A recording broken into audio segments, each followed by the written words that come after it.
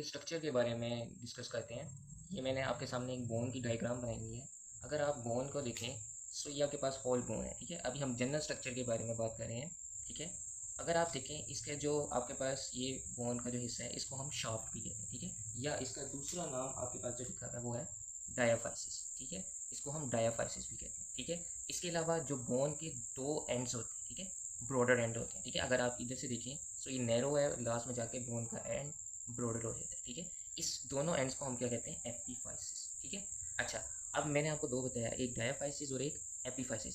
Diaphysis और epiphysis को आपस में मिलाते हैं एक बोन का स्ट्रक्चर, दैट इज जो हिस्सा होता है बेसिकली वो होता है मेटाफाइसिस, ठीक है। ये दोनों को आपस में मिलाता है, ठीक है। और इसी के दरमियान एक होती है ये एपीफाइजल प्लेट, जिसको हम ग्रोथ प्लेट भी कहते हैं, ठीक है।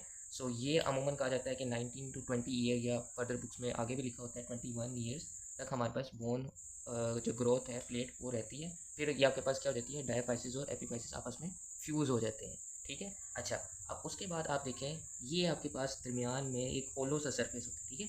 आपके पास ऐसे करके एक होलो सा सरफेस होता है पूरी बोन में, ये दरमियान में बोन को काट के दिखाया है, ठीक है। ये आप देख सकते हैं, ये होलो सा सरफेस है पूरा, इसको हम कहते हैं मेडुलरी कैविटी, ठीक है।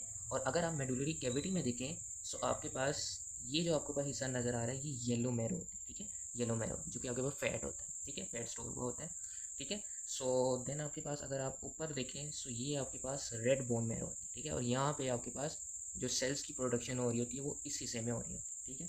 और जो आपके पास जो आउटर सरफेस है वो हमारे पास कहलाती है पेरीओस्टियम, ठीक है, जो कि कम्पैक्ट बोन है, ठीक है, सख्त बोन है, ठीक है। और ये किसके मिलकर बनी होती है, डेंस कनेक्टिव टिश्यू से।